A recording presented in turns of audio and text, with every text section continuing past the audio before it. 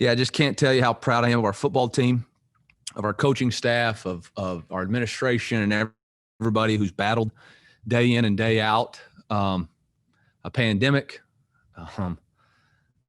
social justice issues, contact tracing, the list goes on and on and on. And our guys didn't flinch today. They didn't flinch after terrible turnovers. They didn't flinch after getting the ball on the 1 yard line. They didn't flinch being down. They just kept fighting. And that's our number one core value, always compete. And I'm damn proud of this football team. With that, I'll open up for questions. First one comes from Colin O'Brien. Colin, go ahead. Hey, Eli, at what point in that last LSU drive did you decide you weren't going to stop the clock and you were just going to ride with your defense and let them try to win you this football game? I mean, we were in control of the game, so I didn't feel like I needed to give them any extra time to think about what they were going to do. The pressure's on them. So they felt the pressure, and we weren't going to help them. Next one comes from Bennett Durando from the St. Louis Post. Bennett, go ahead.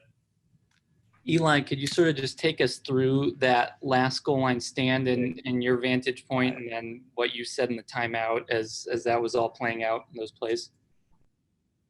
Yeah, I mean, they were on the goal line. They tried to run it twice, tried to pass, and then tried to sprint out. We felt like we had good calls on them.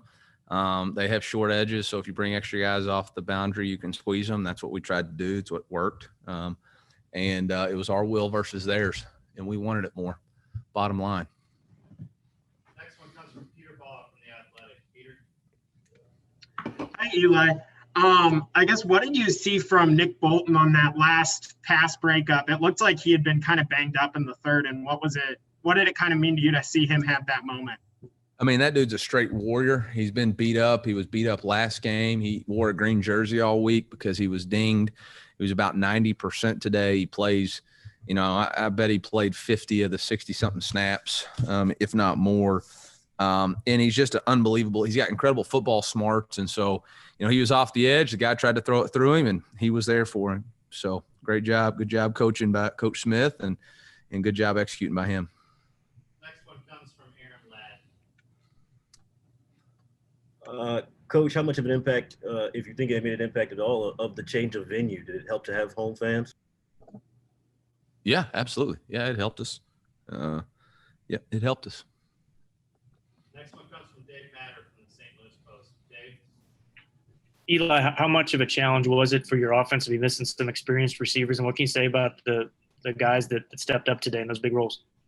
Yeah, I mean, it was a challenge all week, and Toski stepped up and made some big-time plays. Deontay Smith made some big-time plays. Michael Wilson, a converted quarterback, had the big-time catch, blocking on the perimeter. Barrett Bannister does what he does. Tyler Beatty was involved in the pass game too. So it was a collective effort. And, again, next person up mentality. It's not about the talent. It's about how you function as a unit. And our unit decided to function at a high level today. Next one comes from Mitchell Forty from Power Mizzou. Mitch? Eli, you all obviously, were down 3 of your top 4 defensive linemen. What can you say about the guys who played on the interior there, especially on that last goal line stand? Just a lot of heart and effort, toughness, and mental, psychological warfare. I mean, Brick needs to be considered Dr. Phil this week for all the things he was having to do to try to get people available to play, and just proud of our football team. I mean, that's the job of a team, is to step up when somebody else is down, and they sure did it today. Next one comes from Bill Pollock from Missouri Net. Bill, go ahead. Yeah, Coach, I don't know if you want to comment now that this part of the schedule is done with getting Alabama and LSU within the first 3 games. If you would, you could. But my question is, what does this do now for the rest of your season, having to play competition like that for your players and their development? I got no comment about it. I mean, the schedule is who it is. Nobody knows. We still got a lot of really good teams on our schedule. So, I don't know. I haven't thought much about it. I know I'll get up in the morning and get focused on Vanderbilt, and that's all I'll worry about. I mean, we've played some good teams, but when you play in the SEC, you're going to play good football teams. Andrew Kaufman from KMIZ. Andrew, go ahead. Coach, to get your first win, I'm sure it's special in and of itself, but to beat the defending national champs, how much more does that mean to you for that to be number one? Honestly, it doesn't mean a whole lot to me personally right now. This is about our football team and our senior class and what they've fought and what they've struggled for. Has nothing to do with me. I plan on being a part of a lot more wins here at Mizzou. And so it's not ever going to be about me. It's going to be about our football team. It's going to be about our players and our seniors and the identity they're trying to create and the foundation we're trying to lay as a program. And today's just a start of that. And there's been a lot of hard work. There's been a lot of, is this really going to work? And they found out it does. Next one comes from Suichi Torada from the KC Star. Suichi. Eli, I'm just wondering, what were your thoughts on just your team's physicality, especially just down so many interior defensive linemen and Larry running the ball in the goal line stand? It just seems like you guys were pretty stout up there on the line of scrimmage.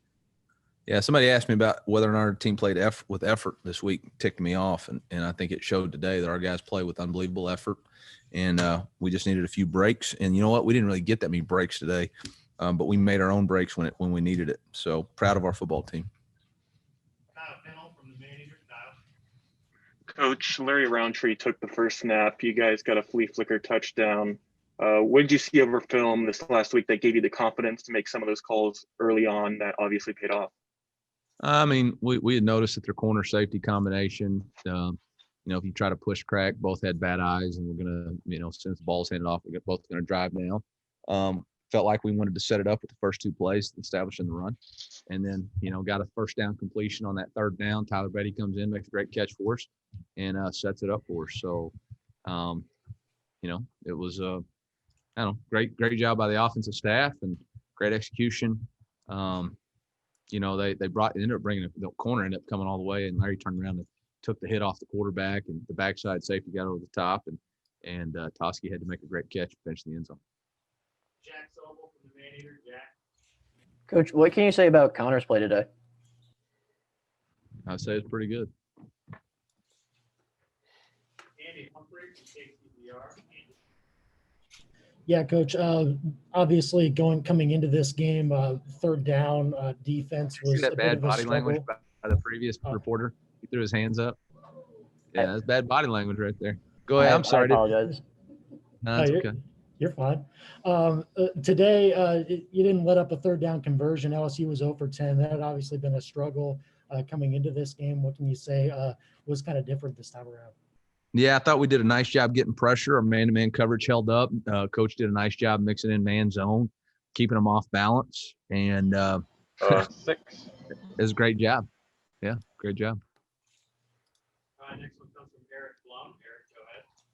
Coach, you mentioned earlier on that this win meant a lot to you and your team. Can you just give us a little more insight into just how much this team you think has been through to get to the moment and how much this feels like a payoff for you guys? I think it was March, maybe 16th. We cut these guys loose and we didn't know when we were going to get them back. And we got back in June and had to follow new protocols that nobody's ever seen before. We've had players on our team get a virus that nobody has a cure for. There was a point when it looked like college football was going to get canceled, and then it came back. And then we had to do walkthroughs that nobody's ever seen before. We've had to do a fall camp that nobody's ever seen before.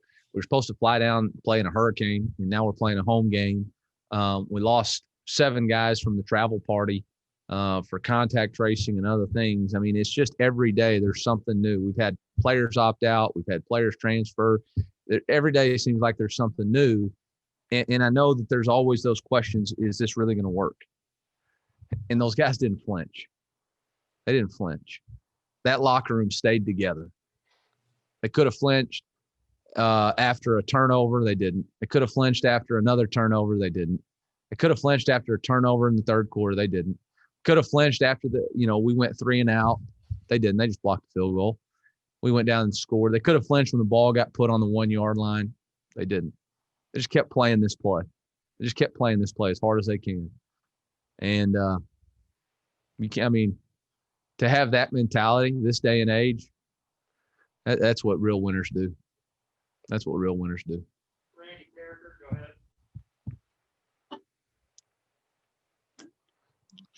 Coach, with what you just said, every great program has a point where the players learn how to deal with adversity within a game. I would think that today, like this, you mentioned the special teams, the turnovers, the end of the game, that's the sort of adversity and dealing with it that you can take into the future.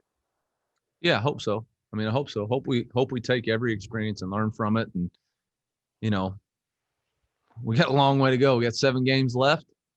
You know, we'll go back and watch the tape. I'm sure we're going to be disappointed with a lot of different things. We'll be proud of a lot of different things. But yeah, hopefully you're right. Hopefully we can take this as a sign that we can compete with anybody in the country if we'll do our jobs and if we'll improve our play. Eli, you had mentioned going into this game, the offense would open up when the scoring got more consistent. How big was that to go down the field first drive, and how much did that kind of change the feel of things and open things up as you went through the game and scored consistently like you were looking for? I mean, it just gives you confidence as a play caller. You can call whatever you want because you know you can take first down shots because you know that you can dig yourself out of it with second down. I think there was a couple of drives. I know we missed the field goal on that one drive in the fourth quarter, but there was a couple of drives. We had 1st and 20, 2nd and whatever, and we were able to dig ourselves out of it. So, you know, I think Connor sees the field, understands the concepts really well. I think we kept him off balance with our formations and motions and yeah. Are you at home, Ben? Actually, at my parents' house. They're about the only person they get to see these days. Missed a great game, bud.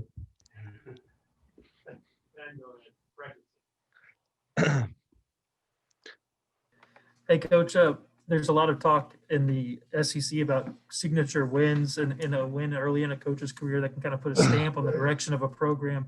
Curious if you're a believer in that theory and if you think today would count as one. Ask me at the end of the season if we've won 7 more. I mean, I have no idea. You know, right now we got win 1. There's 7 more games. Unless they cancel the season today, no, it's not a signature win. It's just a win. We got a lot more to work to do. You know, we beat a good team. We fought hard, but unless they're giving us a trophy, I didn't see any trophies out there. So let's just keep on moving forward. Okay, let's just keep on moving forward. All right, we got time for 2 more guys. Players are starting to get outside. So Mitch 40, go ahead. How important was it to start fast today after you all have played from behind early each of the past 2 games? Yeah, I think that was all it was. I think it gave everybody confidence that yes, we can play, we can score, we can get out in front. The things that we practiced are going to work, and it was big for us. That's why we took the ball, and I'm glad it worked out. Peter, go ahead. Eli, what specifically does Connor do that makes him so effective? And what can you say about, I guess, his demeanor out there? Yeah, toughness, preparation, decision-making, accuracy, and leadership. Those are the 5 characteristics of a great quarterback and a guy that we want to be our quarterback, and he demonstrates all of those consistently. He's mentally tough. He's physically tough. He wasn't rattled by the fact that he was getting pressure. He prepares the right way. He knows exactly what to look for on any situation. You know, he's got great decision-making ability. Plays broke down. He knows how to throw it away. Plays perfect. He knows where to go with the football. He's accurate with the football. He puts it where our guy can catch it. Nobody can catch it. I mean, he's a leader, Crud. He doesn't get rattled. I mean, he's over there on the sideline telling these guys, hey, we're fixing to go score again. Hey, we're going to do this on 3rd down. I mean, he knows what he's doing. And, you know, I'm just really proud of him. And I'll say this, I'm freaking really proud of Sean Robinson. There couldn't have been a better teammate this week. Could not have been a better teammate this week. He was the most excited person all week, just encouraging our team. And I really think our team saw that because it can go one of 2 ways in these kind of situations. And Sean Robinson's a heck of a young man. He's a heck of a leader. He got dinged up on that first play. They rolled into him, hurt his ankle a little bit because he had a lot more plays scheduled to be in the game. But I'm extremely proud of that young man and really proud of that quarterback room and what those guys did today. All right, guys, we'll let Coach go with that one. So. MIZ.